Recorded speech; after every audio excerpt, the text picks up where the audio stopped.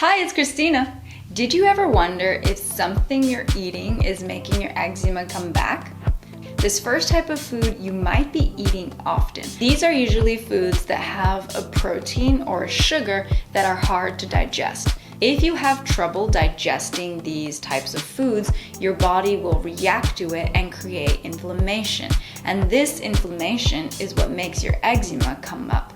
Some of the proteins and sugars that are hard to digest that can cause eczema are things like the protein gluten, which is found in wheat products like bread, and also lactose and casein, which is found in dairy products like milk and cheese. Also, some people can react to the protein in soy, so if you eat a lot of things like tofu or soy milk. For me, when I first heard of this, I was dealing with really bad eczema, so I thought, why not try this out? Maybe I'm reacting to something. So I tried to avoid all of the main food triggers for a couple of weeks. When I did this, I noticed my skin instantly got better. The eczema reaction stopped and my skin cleared up. So if you feel like this is something that could work for you too, definitely try it out, because just doing a fast removal plan, even just for a couple of weeks, can really help you get clear skin. And I'm actually going to talk more about how to do this in my next videos, so if you're interested in that, make sure you subscribe to get the next ones. Okay, these next foods have to do with dry skin. So you know how your skin can get really dry and you try to moisturize it, but it keeps happening? Well, did you know that some foods can dehydrate your skin no matter how much moisturizer you use?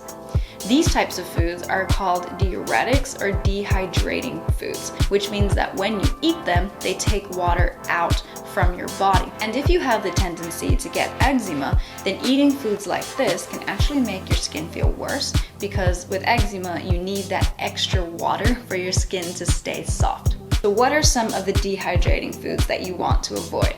Well, there's actually a few, but the two most common ones are sugar and alcohol.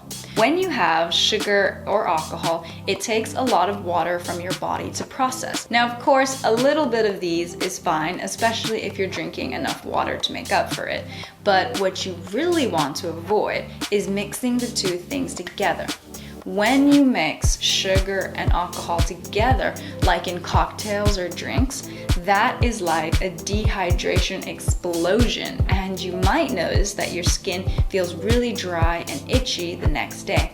I did notice that my skin would get really dry after having a mix of these things, so I just started to separate the two things, and it has made a huge difference. Nowadays, if I'm drinking alcohol, I try to go for something with little or no sugar, or if I'm drinking something sweet, then I keep it alcohol-free. And as we talk about foods, there might be some of you who already tried avoiding all these foods, but you still find that your skin breaks out. Did this ever happen to you? Like, you cut out all of the food triggers, you eat really healthy, but you still get breakouts or your eczema gets worse? It can be really frustrating when this happens, because usually when someone's experiencing this, they are so close to getting clear skin. They're just missing one important thing. Let me tell you what that is. Recent studies show that many people struggling with eczema also have a sensitivity to certain types of chemicals and metals that are found in our food. This is called a chemical sensitivity, and it affects around 30% of people who get eczema. So what do these food chemicals or food metals look like? Well, some of the big food chemicals are the artificial ones, like nitrates, preservatives, food colorings, artificial flavors, things like that. If you're still eating a lot of processed or frozen food, this could be one of the reasons why your skin breaks out. Now, as far as food metals go, the biggest one to look into is a metal called nickel. A nickel sensitivity is really common in a lot of people, and especially with people with eczema. It's also really tricky because sometimes it's in foods that look healthy, like whole grains, seeds, or any food that is in a foil or an aluminum package. The good news is that there is an easy fix. Being sensitive to these things doesn't mean you have to avoid all these types of foods forever.